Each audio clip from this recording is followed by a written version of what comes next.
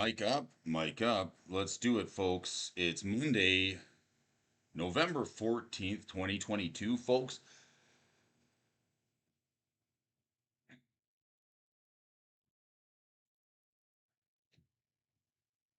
And we do realize that some of you folks are, in fact, oh, webcam stopped?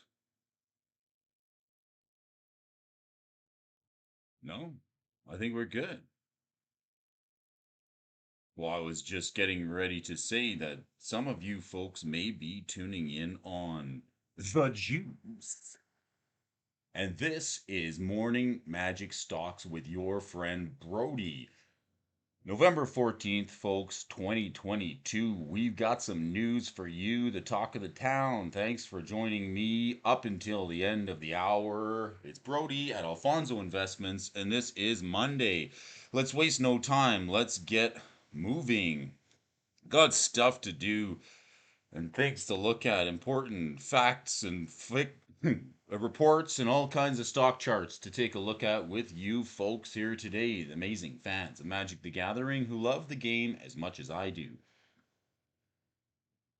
I got a little coffee, gonna have a little sip of coffee, gonna check the stream, gonna check the software, gonna check, double check, triple check, make sure everything is working just right today for you folks.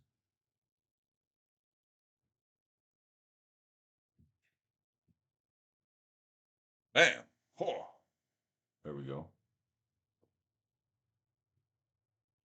Right on.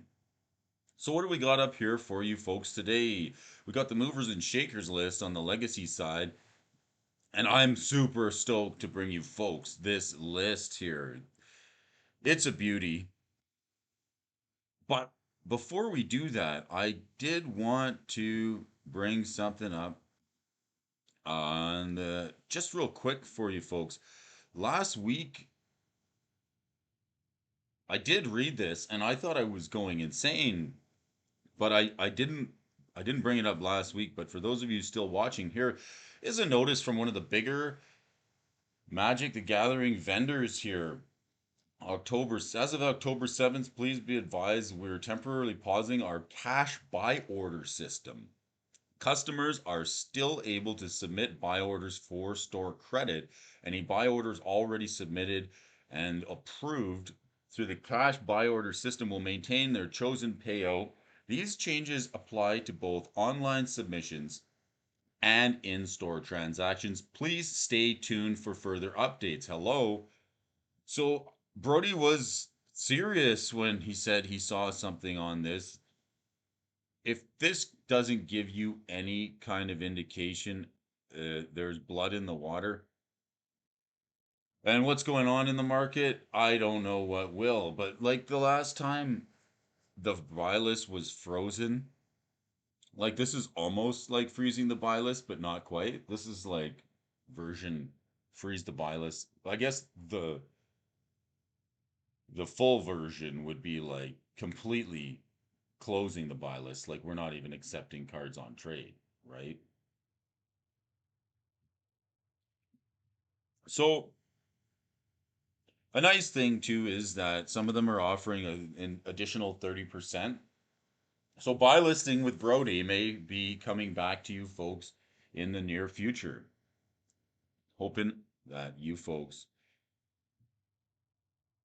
get a chance to throw some cardboard in a bucket, check your list, make sure you know what you got in there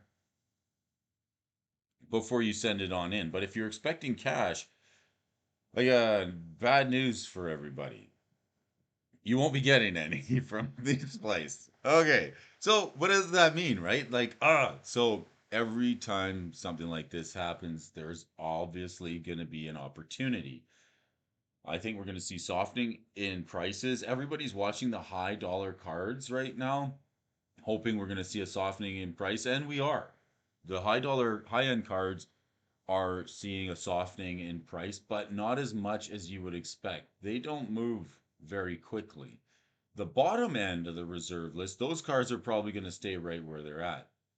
It's very unlikely that that card is going, or those cards are going to move. Richie Dubs, welcome to the channel. Monday, November 14th. This is Morning MTG Stocks with Brody doing the show for you, amazing fans of Magic the Gathering, who love the game as much as I do. Richie Dubs. We're just checking the news this Monday morning. I got a advisory from one of the bigger stores that we have up here in Canada land. Face to Face Games, one of the bigger vendors here. As of November 7th, we put this news out. I'll read it again for you, Rich. Richie Dubs. Stonks. Yeah. Richie Stonks. Please be advised we are temporarily pausing our buy list cash buy order system. Customers are still able to submit buy orders for store credit.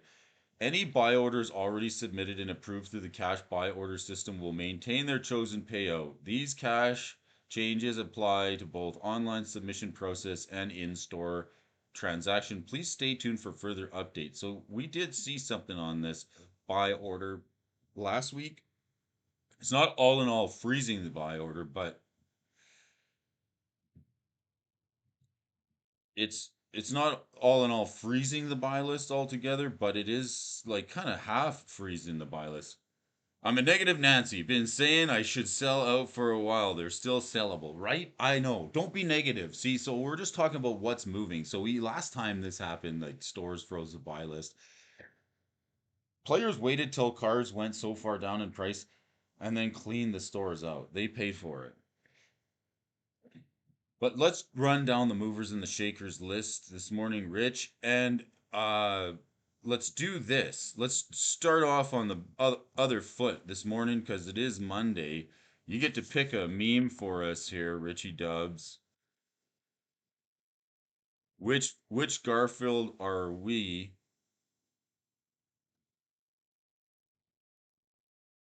Are we like this? Like, give me the coffee, Garfield. This is how I'm feeling here. This one.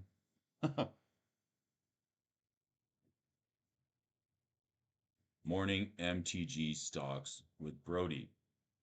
So November 13th, these guys have some new news on the talk of the town. Big things pricing circles.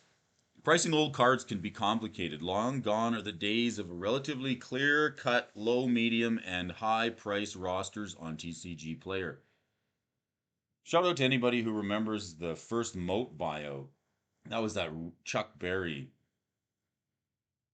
With the current system, this price range data has been collated into two primary points of information. Buy list notwithstanding. I mean, are people still talking about that Chuck Berry guy?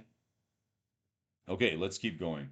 Listed medium and market price. So, what do these have to do with old card conditions? And more importantly, how can this opportunity for value? So, let's read more on this article. We got picture of COP green, COP blue, and the Archivian archaeologist. Stepping back a bit, it's important to look at what card condition means for old cards as opposed to discussion on cards' physical quality. For older cards from the reserve list era, card condition is a representative of something very different from modern rare cards. Unlike modern cards printed in older magnitude, greater quantity in 1993 era counterparts, the hand of time was whittled down the quantity of cards to the point that each condition, class, damage, near mint, etc., can be viewed in a price bracket all of its own relative to moderately played, for example. The number of near mint copies of these older cards is universally significantly lower by an amount. Let's take a look at the pretty nifty example of this dichotomy. The card we've been coming back to plenty of times, Circle of Protection Green, starting with the limited edition beta. The Stocks Premium members out there, you'll know that this card was recently highlighted in our underpriced cards list, and here's why.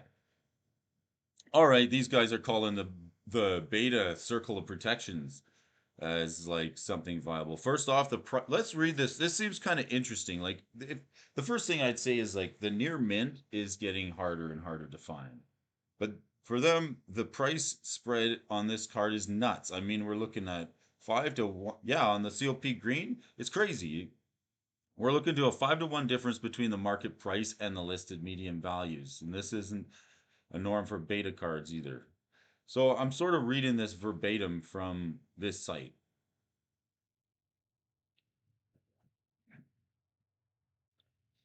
So here's a relatively normal 1 to 1 comparison for Circle of Tension Blue, also from beta comparison.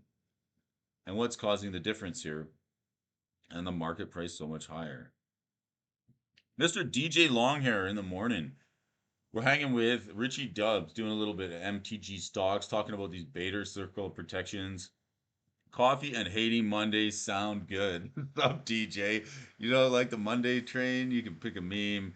Got my Garfield boys up here. And yeah, we're just hating Mondays.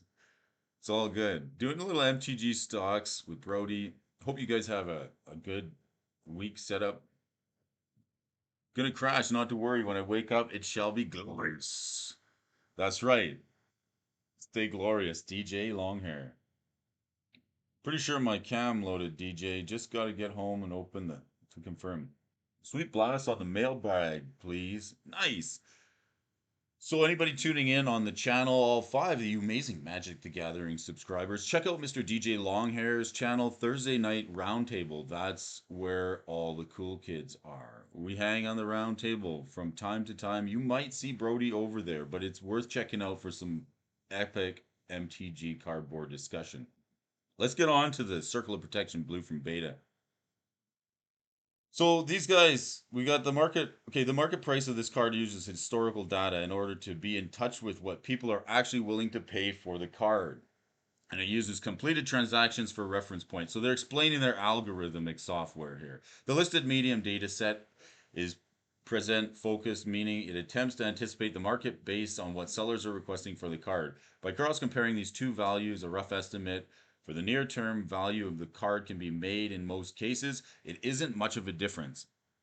Okay, so they've got this dark gray line and this light blue line, and they say one is a projected market speculous as to the price of the card of what people based on people are asking for it. But here's where it gets tricky.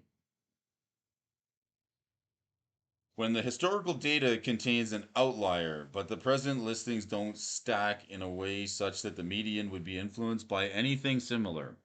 And what is a perfect example of an outlier, especially with older cards? Anything graded or by proxy, anything that says near mint. Whoa, the outlier here is near mint.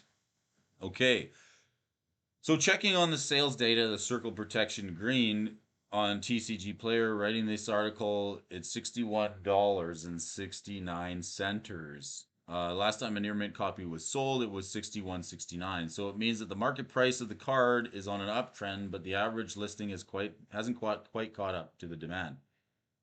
In this lag time that it mentions here, can be pretty helpful clue in glimpsing at price trends. For example, look at another reserve list era card. Oh, we get to look at the archaeologists. With a pricing ratio of 1.17 to 1, we can see there's a pretty solid discount for light play copies of the card relative to the market price. Additionally, this is one of a solid downtrend in absolute sales prices over the past couple of months, but this is primarily due to an average condition changes in sold listings. Far more near mint or light plate copies sold over the summer than are selling now. While recent influx in purchasing is aiming towards moderate play cards. Same kind of chart. Lag time. This is kind of boring. I don't know. But let's keep going.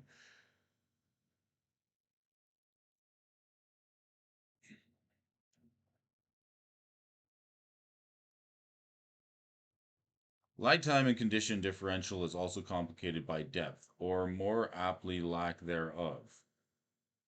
Of the market for old cards, the Circle of Protection Green we spoke about earlier has sold 6 copies since the beginning of October. Okay, and we go to Dark Pact. Ooh.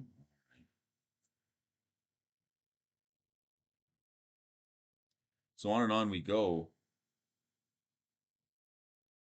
Thanks for the thumbs up. Punch that button. Coach, morning, coach. Membership's going. Check the emojis and check the like up button and check out some of the memes. Dark Pack. So these folks are going to be talking about Dark Pack. I guess we can roll on.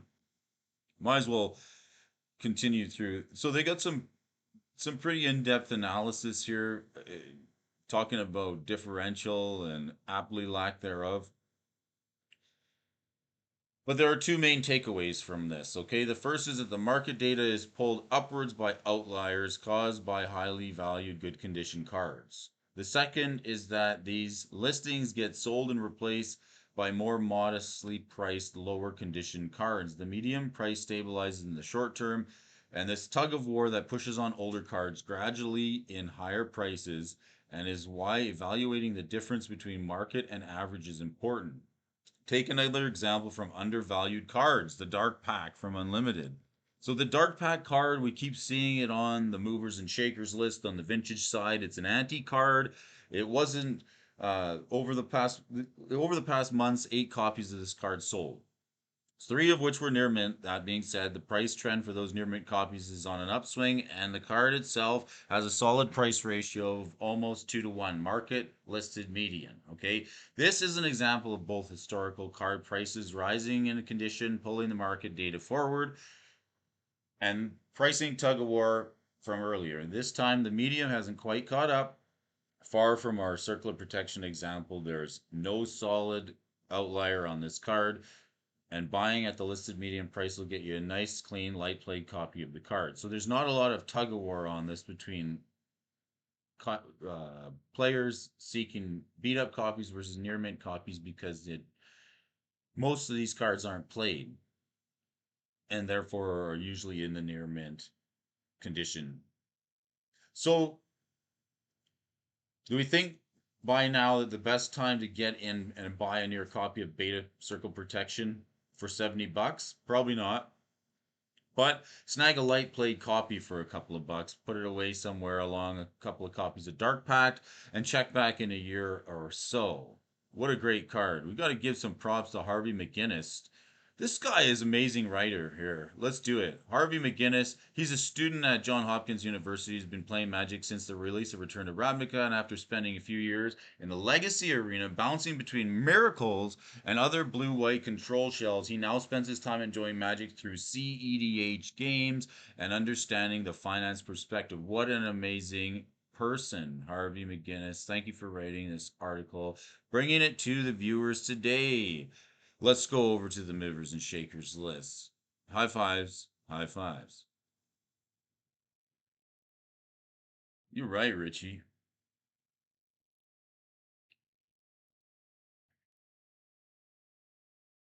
Rarity. Some people just aren't super cool. Thanks for everybody for tuning in this morning. Having a hangout with Brody. Really appreciate it. Doing some MTG stocks in the morning, catching up on news. For everybody just tuning in, I did have a little piece of information that I put up on the channel. It was just about like a major store in Canada, closing their buy list submissions for cash. So like, please be advised they're temporarily pausing the cash buy order system. Have you heard of this? I don't know if this is new, how long it's going to last. Customers are able to still submit for store credit. Buy orders already submitted through the cash buy order system will maintain closed. So this is like an indication. So like, I really like Harvey's article, and it's like an intelligent take on card attrition. It is, but like the other part is economics. Simply card stores not paying cash for cards, offering you bonus, other incentives to sell cards. So like right now is not a great time to be selling cards. You want to be buying cards at discount prices. And I'm not even talking like he's talking about Circle Protection Blue, and like our Gibeon Archaeologist is an amazing card, but it's was it around the $200 to $300 mark? So it's probably not gonna retrace too much. Even a 25% retrace is like $50 on that card. And if you're looking for a bigger discount than that, then it's going to take a little while. So let's see what happens in the near term. Little coffee. Movers and the shakers list. Thanks for everybody for tuning in. The Jusm Dijin hitting the top of the pile this morning. Let's make sure our screencasting is doing what it's supposed to. Everybody's cool in the chat. No serialized cards. Second vase. Second case now. I'm sorry. It was insensitive. Oh, you guys, are you guys good? Still up for trading maple syrup though, right? Oh yeah, you get yourself a gallon of maple syrup, Richie Dubs. All right, let's check it out. Jusm Dijin, old school card. This card, like I saw a fella get an epic playset of these altered. I saw the after effects. There is a pretty sweet, I should find that for you folks, but I don't have it in front of me. 20% uptick in this card. If you've ever played against it in old school, it's a beast. It's a house. Somebody puts a 5/5 on the board, starts smacking you around with it. You're not really all too hoping and praying that the one damage is going to finish them off. Juzum Dijin. This is another card here for anybody who likes collectibles. There is a 6x9 oversized promo of this card, right? So, like, you know what version of this card Brody would rather buy than the Juzum Dijin for $5,994? Let's go to the 6x9 Juzum Dijin.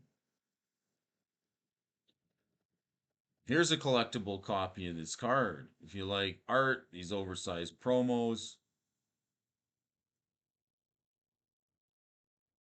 pretty cool. Juzum Dijin.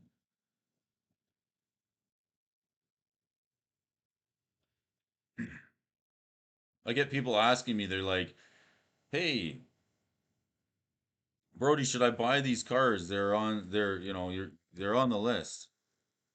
Well, I'm not saying buy that exact card. I'm usually saying if a card is on that list, it's a card that people want for the art or otherwise, and Juzum Dijin is there.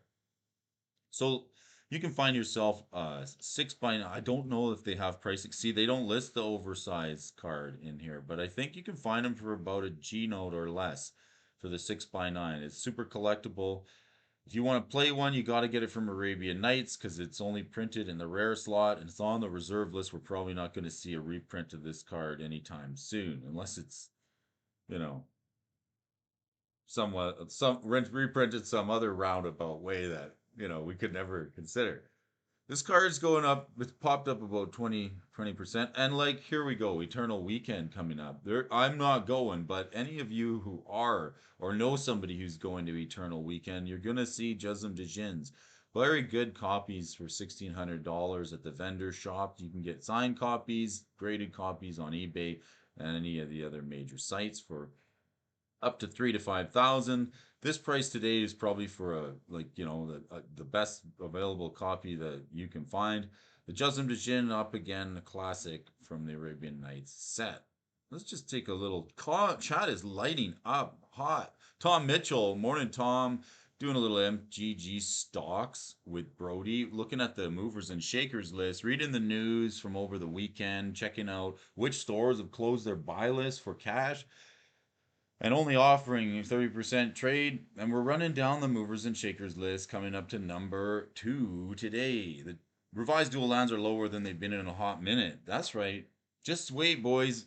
Sit back, find a nice place to relax. And if you don't have time to watch these lists, let me do it for you. It's MTG Stocks with Brody. I take a look at this list anyway. So, like, let's see how far out there, how long are we on this market? I can tell you some of the vendors aren't even paying cash. Cash is hard to come by. So, like, I'm going through the garage and I'm picking up bottles and throwing them in a plastic bag so I can take them down to the recycling depot, get me some nickels and quarters, because that's cash. You can't get that from the card store right now because they have closed the cash side of the buy list. Let's check out the Tabernacle, or the Italian version, which I like. This one's going is taking a bump in price, and this is another old school card, a legacy staple in lands, a card that we're going to see constantly in the eternal formats going into eternal weekend. This card sideboard tech for greedy creature based decks that use cards like release the ants or Sneaky Show, or go low to the ground with, like, even Legacy Elves is this is good against. It gives all creatures on the battlefield an upkeep cost of 1. It's on a land and it's very hard to interact with. It does make itself a prime target for Wasteland. It's used in vintage decks, and that's what we have here, except for this Cloud Post deck. And that's a great place to put it. Sultai Control, Sultai Midrange, even the Doomsday deck, Blue Tempo, Prison Shops, Lands, and Paradoxical play a copy of the Tabernacle of Pendrell Vale. So it sees fit that it's got a home on the top of the movers and shakers list here this Monday morning, November 14th. Hanging, oh, the Diamond Valley. Let's check this one out. Third off the top. $7.99 for the Diamond Valley. I would say it's uncommon. And maybe last week I was rambling a bit about the top 5 lands from Arabian Nights in the rare slot, but these are actually uncommon. But they're still pretty dang good. 4 case, 2, no serialized. Time is coming, revises do. I need that combat DJ transformer. Yeah, just for the memes, man.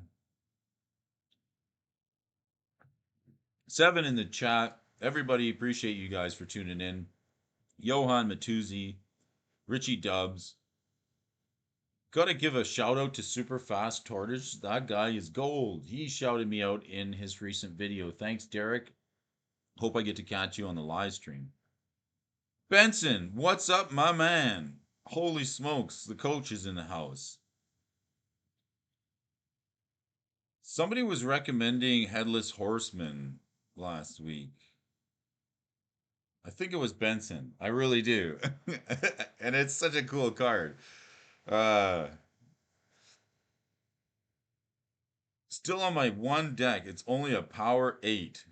That's pretty cool. You know what's another format that's worth mentioning? And it's the pointed system. There's even a old school point singleton, 7-point singleton. There's a few formats like Canadian Highlander that have points. Yeah, there's a Canadian Highlander. There is a EDH with point. It's really kind of weird. So the stronger the card, the more points it gets. The more points it gets, more people want it. It's often a one of. This Diamond Valley for $799 seems expensive. Sacrifice a creature to gain life equal to its toughness. Okay, the deck that this immediately finds a home in for me is Legacy Lands. It's the one that makes the Dark Depths Merit Lage 2020 token. You'd be surprised how many times people just kill the damn thing before you get to swing with it. So you might as well use the Diamond Valley to sack it and gain 20 life. It's good for games that people try and beat you with Delver or a True Name Nemesis. That's when I played it. But the Diamond Valley is an Arabian Nights uncommon that's pretty pricey. And it's coming in at the vendor shops for under $600. Excuse me, I'm gonna get a little sip of coffee here. Let's run it back to the movers and shakers list. Mirror Universe. There's like a lot of crazy activity on some of these old school cards. I don't know where anyone's playing Mirror Universe, but let's look at it. 10% bump up in price. I mean, it could very well be. You see the vendors shops just buying cards like crazy, right? Maybe they're picking up this Legends rare, trying to add to the position. This Folio art, this cartoony type of style that I love so much. The 6 mana Mirror Universe from Legends says sacrifice the Mirror Universe and exchange life totals with target opponent. Activate only during your upkeep. This is a crazy card. Can you play it? Is it banned? How bad is it?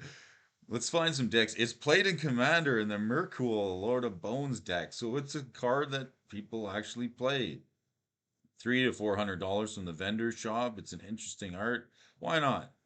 Hey, that's number 4 off the top. Savannah Lions.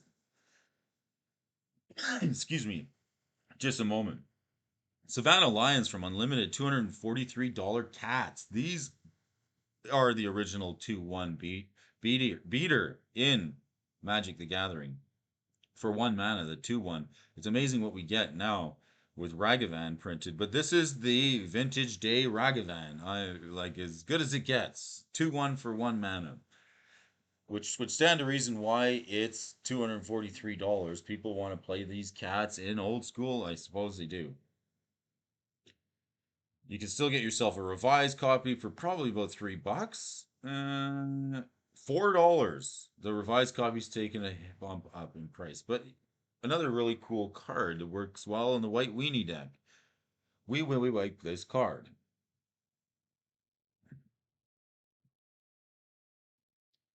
Going to the next card on the off the bottom. Oh, Alabara's Carpet, a reserve list rare from Arabia from Legends, $80. That seems like it's been trending down. How is a Legends rare for $80? Get us there. Pay 5, tap, and prevent all damage to you by attacking non-flying creatures.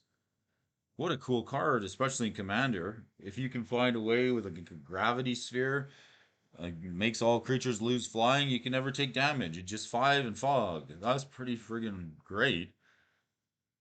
And this card's been trending down in a while. I mean, if you're a set collector, you're gonna probably be looking for this card. Maybe now's the time to pick it up. Or a Commander player. What decks are using it? Chromat. Chromat in Commander is playing. Who is Chromat? Let's take a look at that card. That's playing the Carpet. Ah. A Wooburg. 5/5 creature legend. White black destroy target blocking or blocked by Chromat. Well, just pay 2. Um, and is it? Gains flying till end of turn. A Golgari. Regenerate Chromat. A Boros. Chromat gets 1/1 till end of turn. And a Simic put Chromat on top of its owner's library. Oh my. So it just does all the stuff and things. Pretty cool card. So that's who's playing it. There you go. Chromat checks out. City in a Bottle, a card that I was seeing last week and we mentioned here is coming in at $499. Some tech. Let's check the chat. Make sure how we doing. I'm not missing anybody. A 2-1 for 1. I love a 2-1 for 1, Tom. Like that's like as good as it gets. Benson, pure cringe, but hey, if you don't care, your cards to do that with. Respect, y'all. Yeah, respect the chat, boys. Respect the chat. How's Lake of the Dead doing? Let's check it. Richie had to find my defroster today. Oh, yeah. Alfonso, can you boost your local volume? I'll boost it. Can you boost your local volume at all? Can't hear over my truck's heater. Dang. I got her pinned. I got her pinned, buddy. I'll just try and speak up for you. Double underhand bridge shuffle. Grizzly Bears and Tribal, Mono Black. Man, I'm just so behind on the chat, but that's all right. Let's keep going. It means we're doing a good job. You guys are appreciated for tuning in this morning, hanging with Brody for some morning MTG stocks, covering a little bit of news that happened over the weekend, a pull and a push in price on the big things over at the MTG stocks. And we can do a recap for any of the folks who were not able to make it. Last week on Friday, these were the talk of the town. A card that I like with one of the cards on the is Charisma. I really do. Let's check Lake of the Dead for my man from Alliances. $99. This card, maybe look at how flat this card is. It just it's just sailing. It's an east-wester. It's just sailing. There's no no love for this card at the moment. But it's $99. It was seen, I think it was as high as 2 or 300. The last time we had some reserve list buyouts. Yeah, 300 bones. And anywhere over the $100 mark. 67.49 from the vendor shops or $75 for an excellent copy. Near mint's listed at 89, but they don't have any in play. You can get a BGS 9.5 for $279. Lake of the Dead from Gamers Heaven for all the way down to 63. Decent card from Alliances. Another card I like this card, City and Bottle. It's tech in old school against Jazm Djinn, Bazaar of Baghdad, or any of the cards that are printed in the Arabian Nights that are overpowered, that are super relevant. This City in a Bottle only costs two, and it says all cards from Arabian Nights must be discarded from play, except City of a Bottle. When City of a Bottle enters play, no further cards from Arabian Nights can be played. That's why it's $499. It's really good. That and the Guardian Beast are a couple of cards that I'm going to have my eye on for the next little while.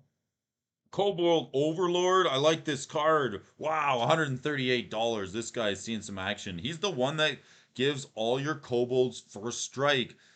One for all and all for one. We strike first and then you're done. Oath of the Kobold Musketeers. This guy's a 1-2 lord. The original lords from Legends. Amazing. All other kobolds get first strike. That and the drill sergeant are a couple of awesome tribal cards. I like this card. I like to see it. How much we got in the Yeah, they played in Commander with Roga, and there's four available at the vendor shops. Maybe a card if you're a Commander builder. This card's got super flavor. I like it. I like it. Rock Hydra from Unlimited. That's up next. What else we got? Anybody win their games last night? Pure cringe, but if you don't care, they're your cards. Do it. Basin, Mason, and Jason walk into a bar. Basin, Mason, and Jason walk into a bar. What's the punchline? Minty won with the spiders. I had a couple misplaced too. Sweet. Thanks for hanging with me this morning, folks. Up until just past the hour. I'm going to ramble on for a little bit here. Finish up the movers and shakers list with you folks. And then I'm going to probably check out some of the other streamers and make on with the day. It's Monday. It's November 14th. For those of you tuning in, Kobolds had them in my old black Hecatomb deck. Heck yes. I like it. We're looking at Rock Hydra. It's just hanging in there on the movers and shakers list from Unlimited, an original Hydra from Magic the Gathering. For 2 red and X, you get to put X 1/1 counters on it. It's on the reserve list, and each damage that is dealt, if it has a counter on it, you got to remove one, or you can pay one to prevent the damage. You can grow 1/1 counters for 3 and activate it only during your upkeeps. This gets exceptionally better in today's day and age when you can get triggers just for having counters put on to creatures. So that's pretty neat. The Jet vendor shops, no decks listed playing it, but it is a Hydra. The vendors are sold out. Looks like somebody likes this card a whole lot, enough to buy it, every single one of them. All right, let's keep an eye on the Rock Hydra. You can get a revised copy. The revised copy sees action up to like sometimes up to $20. But in this market now, it's only $5 for a revised copy of the Rock Hydra with amazing art by Jeff Menges. Ooh, the last on the movers list this Monday, November 14th, is the Ring of Maruf, the original Consult the Sideboard card from Arabian Nights. This thing's tumbling down and is a little lower than it even was last week.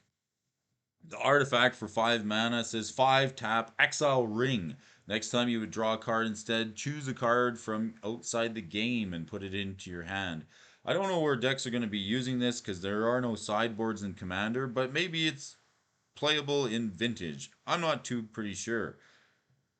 If any of you folks know, put a comment section below. But the Ring of Maruf, the artifact rare from Arabian Nights, is coming in at $144. Man, pricey cards on that list. Ugh. Bro, the red black kobold lord and that's Roga of Kirkeep. Yeah, he's a boy. We like that boy. Roga. We like Roga. Comments. Benson, we're talking about someone. else. All good. You guys enjoy the chat. If there's a raid button, like I'd push it. Let's do that. If you guys are getting set with your day, I hope you guys are trying to have an excellent week. Thanks for joining me this Monday morning, November 14th, after the weekend, Veterans Day weekend. Support a veteran, wear poppy. Appreciate everybody for tuning in, spreading peace, love, and happiness in the universe to Magic the Gathering players, fans who love the game as much as we do. Morning MTG Stocks with Brody. I'll be here tomorrow. If you don't want to check these charts yourself, let me do it for you. This is Brody, and this is Alfonso Investments. Thanks for joining me. I'm just a little past the hour, which is cool. I'm gonna make my way, ease my way into the day here, folks. I'm not gonna speed. Uh, got no place to be. That's that important. Slow down. Roads can be icy, and have a sweet, smooth Monday, everybody.